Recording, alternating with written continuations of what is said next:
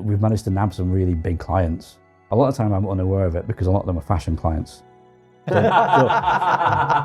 they'll come in and they'll be like, it's lounge underwear, can they get shipping? I'm like, yeah, sure, yeah, whatever, we'll sign them up. And then Opoly showed up as well. They were already big, so that was like a 30,000 square foot warehouse. And I was like, oh, okay, these guys are quite large as well. This is The Summit by Fearless Adventures. I'm Dominic McGregor, and every week my co-founder David Newns and I will be talking to inspirational leaders about their experiences as they strive towards their summit. Today we're here with Tony, the CEO of Shipster, one of our own portfolio companies, so we're very excited to welcome him here to our podcast and to hear about his journey. Hi Tony, thanks for joining us today. Really interested to hear your story. Obviously we know you very well as one of our portfolio companies, but obviously for our listeners it'd be great to hear where it all started really, and where, what was the idea behind Shipster to start with, what were you doing before that, and are you a CTO? Yes, amongst other things. Yeah, I'm still a CTO. I'm still a developer slightly as well. I've been a developer for my whole life pretty much. I think my parents gave me my first computer when I was 5. I probably wrote my first program not long after that. What was your first computer? It was a BBC Micro. Wow. It was a very old computer. And my parents used to, it's a bit of a strange phenomenon in the north of England, they used to have programming clubs in local pubs, which was just back in the sort of late 70s, very early 80s. Where? In pubs, literally. Where was home for you originally? In Preston, originally. In Preston? So I grew up in Preston, so yeah. In the pubs in Preston, they were doing developer clubs? Yeah, not all of them, but there was some. And literally, people who had BBC Micros that they got would all show up together and they'd all type the programs in and show each other what they'd done. And they'd have prizes and awards each week for who'd done the best and things like that. Very strange situation. But it meant that I was learning programming from a very young age. So that's kind of what I just naturally went into. Do you remember any of the programs you wrote? I don't. It was a very long time ago. Didn't win any awards then? Yeah. Oh God, no. My mum's actually still got one programming award that she keeps on a kind of mantelpiece now from back in the early 80s. Did everyone help each other? Was it a very sort of a community thing to learn together? Or? Yeah, that was it. Yeah, they'd all just show up and kind of teach each other. So the micros, you couldn't actually save any data on them. There was no way to save anything. So you had to write your program down on a piece of paper, and when you went to the pub, you'd plug it in and you had to type the whole thing in, and then you could show each other what you'd done. Yeah, it's pretty old school stuff. That is old school, yeah.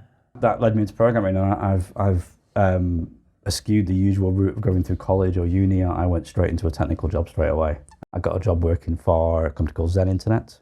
They're quite big now. When I joined them, they were based in Rochdale, and they only covered the Rochdale dialing code. So they had about 200-300 customers.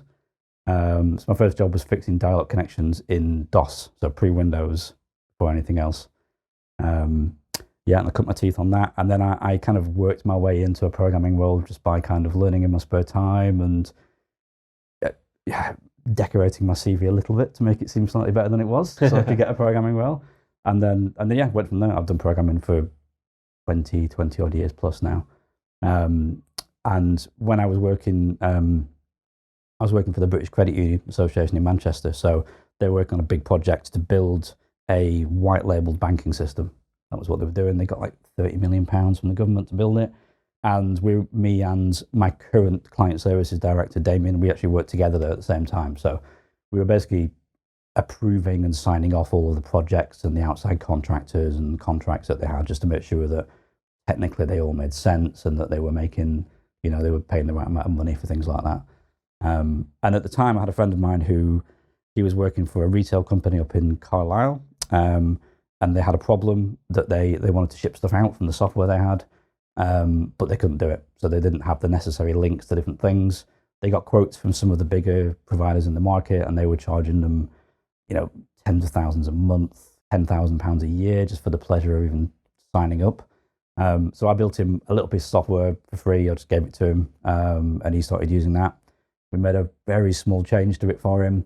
And then the company that dealt with his software, a place called PeopleVox, they noticed it was installed on the packing bench and were kind of like, oh, what does that do? And he told them, and then they said, oh, we could sell this to another client. So they asked us to sell it. So we did. We gave it to another client. We sold it them. I think we sold it them for £100 because I was still working at the time. I was still contracting. So Per month or per year?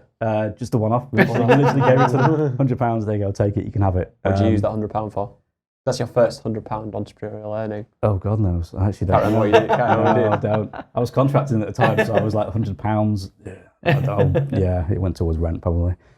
So yeah, and then they recommended us to another client, and then it just eventually grew to the point where it was taking up more time than my full-time job, and it was paying more as well. So I just switched over to doing that and did it instead. I regularly tell people that I kind of accidentally fell into this role, which I really did. It was never intentional, or I never kind of planned it. It just sort of went along like that. And I think because I spent quite a few years doing support when I started out, so I was dealing with a lot of just members of the public who were trying to do very technical things, and you were trying to talk them through it. And I think that's helped a lot with the business stuff, because a lot of people we talk to, they don't really care how it works. They just want it to work. They want all the shipping to work. They want all the systems to talk to each other. They don't want to understand how it works. They just want you to make it kind of function. But you still have to be able to explain to them why things haven't worked or why they do work. So I think that's been really helpful. So you speak to a lot of founders, right? And they're kind of CTO, and then they kind of morph into CEO of the business, got to build a team, a culture. What is your kind of purpose for the culture of what you're trying to build? In the very early days, it was literally me and Hayley is my partner. So she's our marketing director. She's also my partner in real life. So we work and live together. So we got a small office together between the two of us, and we had to hire somebody, and we ended up hiring her brother's girlfriend to work for us part-time as a kind of content person. And we realised we had to come up with some rules about working hours and holidays and things like that. So we actually came up with what our ideal situation would be. So we wrote down what we wanted. So I don't like early mornings. I hate them. So we said we're going to start at 10 o'clock every day. I don't like running out of holidays either. I don't tend to use that many, to be fair. I've got a lot accrued, but I like having the option of being able to do it. So we gave quite a big holiday allocation as well.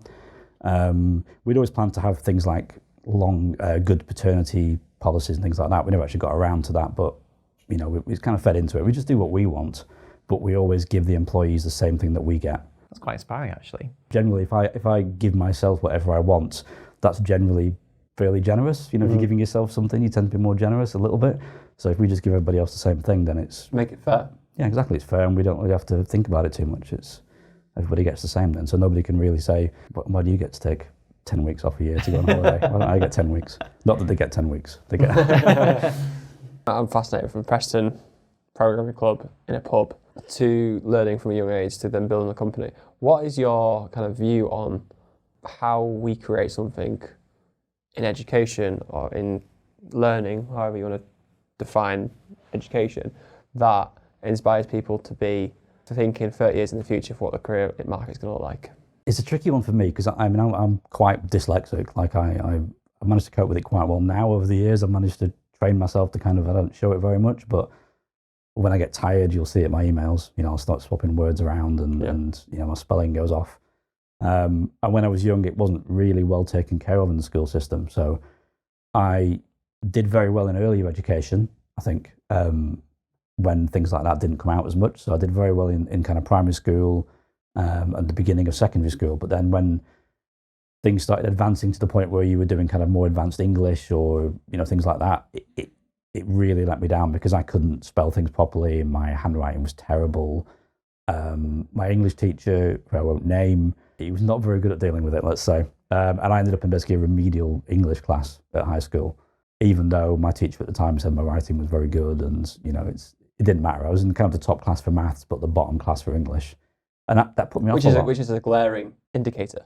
Yeah. Because you're not unintelligent. Yeah, exactly. Yeah. I knew what I was doing. I just couldn't physically get it onto the paper. And it puts you off because when people are telling you that what you're doing is not very good, but you're trying your best and you know what you're doing, you think it's good, but they're telling you it's not. And the reason they think it's not is because just the way you're communicating it to them is wrong. It's not the content that's incorrect. It's just the way you're telling them that's wrong.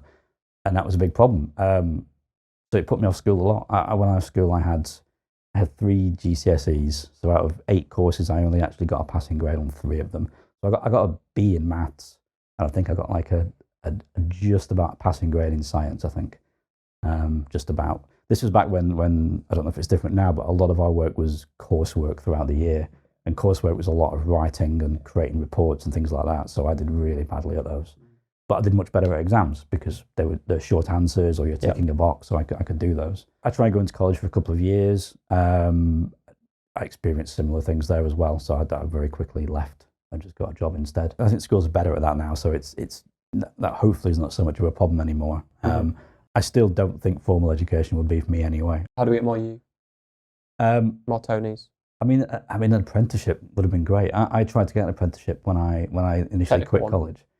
Yes, I did. Yes, an IT one at a local company, and they gave me an entrance exam, and it involved English and maths, and I didn't do very well on it, so I didn't get in the apprenticeship. Now I know that's different now. That is very different. It's definitely changed. So I mean, we work with a couple of the kind of coding schools in Manchester. I do a few bits now and again, sort of volunteering and helping out with those, and they kind of. There's a few of those that do free courses where they'll give you a kind of 2-week boot camp, and it's enough programming for you to kind of just about get your head into it. And then there's a good chance you could probably get an apprenticeship somewhere else based off the back of that. So we've actually hired 2 apprentices so far. One went on to uni. We actually sent him back. He came through the course and we were like, he said you could probably do a degree course. And yeah, I think he'd previously quit a degree course as well, because he didn't like it. I think it was chemistry he was doing. Probably the wrong course for him.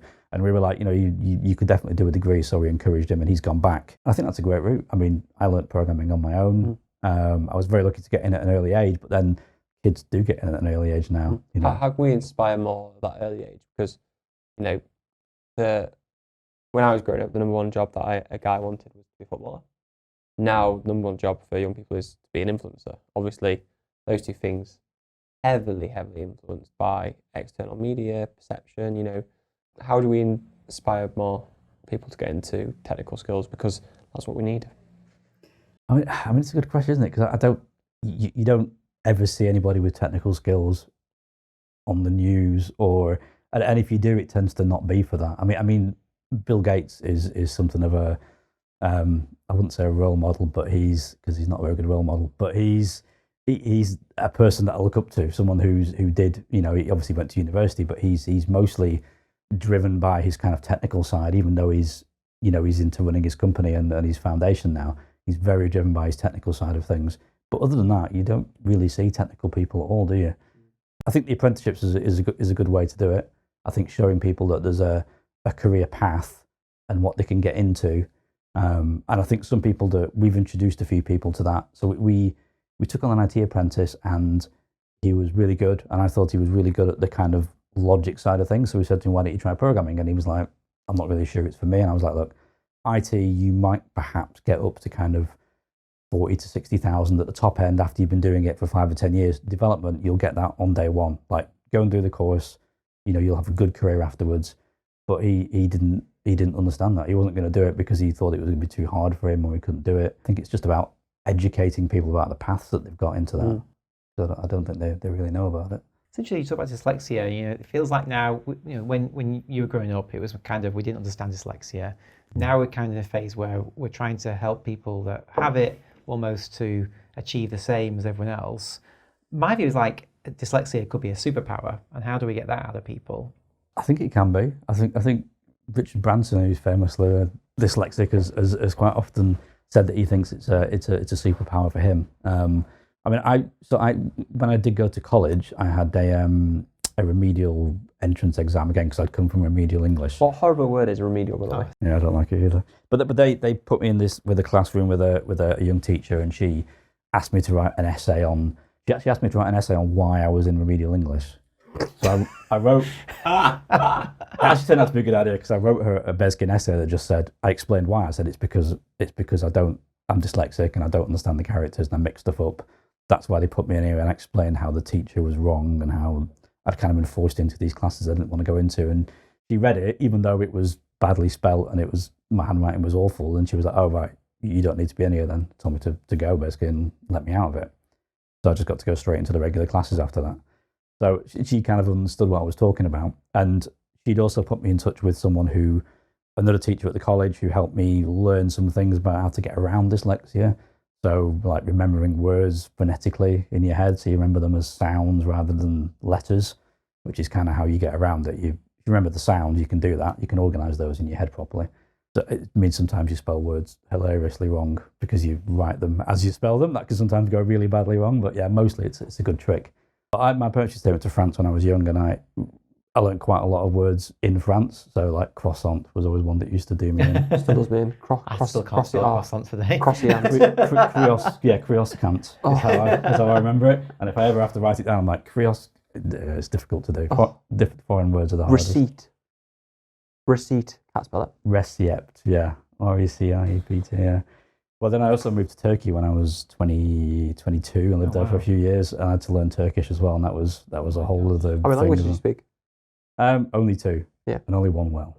I speak Turkish very badly. Yeah, I've not kept it up. It's been quite a while.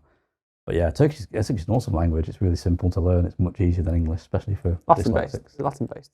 It's actually a mix. So they used Arabic until the 80s. And then when Ataturk kind of became their leader, he said, right, we're getting rid of Arabic. We're going to create a new language. So it's full of French, English, German. It's got loads of words borrowed from everywhere. And they literally built a language that was properly structured. So you've got a word followed by a tense, followed by a possessive, and every word's the same. So once you learn the rules, you can speak any word you want after that. Really easy for dyslexics. That's interesting. Let's look at language being created, recently. Yeah, and now they've started adding to it, so now it's a bit of a mess. Taking the pure nature of it away. Yeah, exactly. Yeah. Talk on your journey, like what's been the kind of ups and downs? What's been the low points and the high points?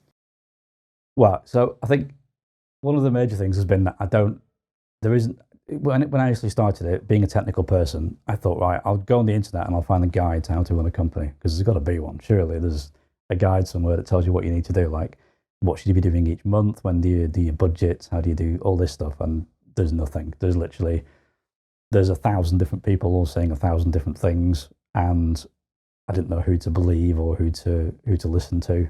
So in the end, we made a lot of mistakes just by not doing simple things we should have done. I mean, the big one was we didn't have a budget for the first sort of 3 or 4 years of running the company. It means you never missed it. It means you never missed budget. Yeah. Well, can't miss it if you don't have it. It came at a strange time in that we basically got a business mentor who we got through a mentorship scheme at I think it was UK Fast that were running it, and she was great, and she was like, "Can I see your budget?" And I was like, "I just use the bank account. Like that's how much money's in there. That's our budget."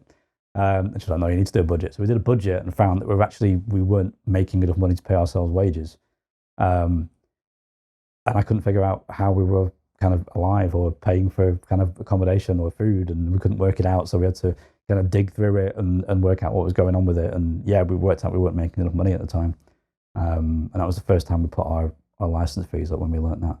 But we were very close to just completely running out of money together. So that was a big mistake. Thankfully, one we've managed to avoid. I mean, high points have definitely been when we've managed to nab some really big clients.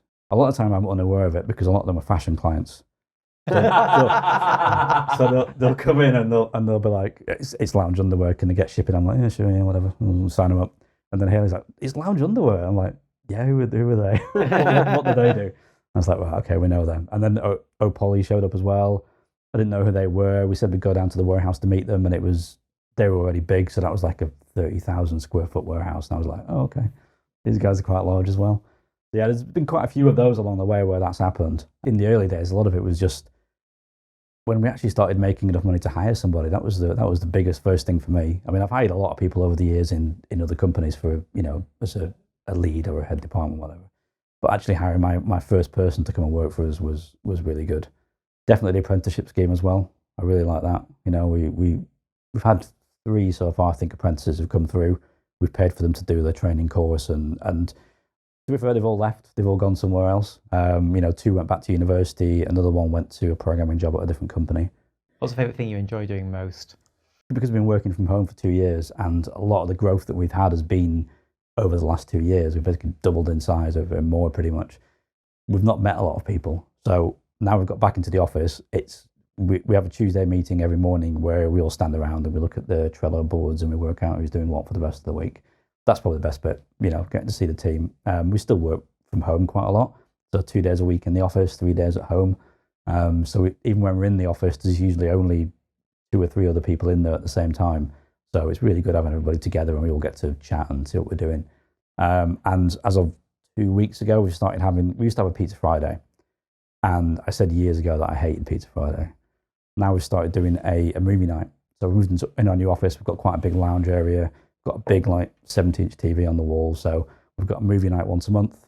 Everyone gets to vote on what film we have. We're buying beer and pizza and everything else. Cool. And then everybody just sits around and talks and ignores the movie. just drinks and eats pizza instead. What was the last movie? It was Midnight Special. Yeah, which was Not seen it. long. And yeah. And when's the next vote for the next one?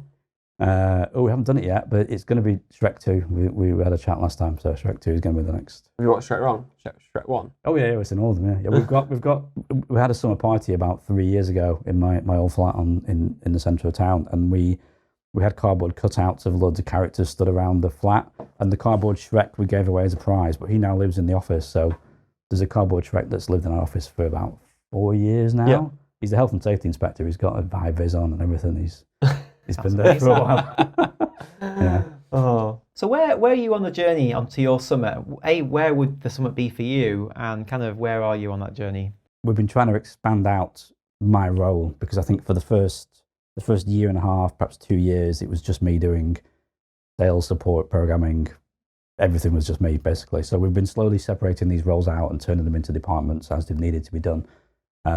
We've still been very fortunate that we've not had to have a sales or marketing team yet. We have literally just hired our first partnership manager last week.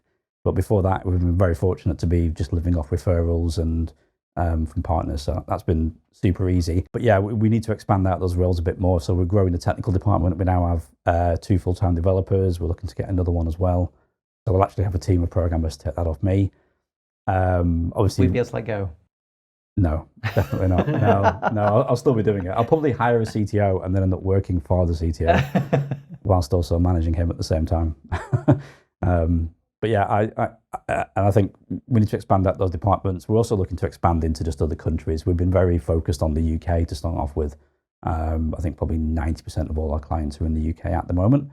There's a few in Europe. There's a bunch in Australia as well. So we've just started expanding into new clients in the Middle East and some in North America just very recently as well. So we're kind of slowly diverging into those markets. It's quite easy just to dip a toe in when you're doing kind of SaaS-based software like we do. You can just sort of start selling in that region, and as long as you've got the support for it, it's quite easy. So we need to obviously grow revenue, which will allow us to hire more people, which will allow us to expand out the departments, and then hopefully get more time to look at new products as well. Because at the moment we still really only have the one product. I mean, it's more than enough. We've got a queue of people waiting to use it. We're having to put people in a queue at the moment for kind of onboarding because we've just got too many coming in. So yeah, we need to grow a bit, expand the team, and then world domination, I guess. Next. It's always at the bottom of the list, the last thing. Thank you, Tony. Really enjoyed the chat today. I think we've both learnt a lot about you, and we've obviously enjoyed working with you for the last couple of months, and we're looking forward to the future. So thank you for coming on today. And thank you for listening. And if you get the opportunity to, please like, share and subscribe to the podcast, and have a lovely day.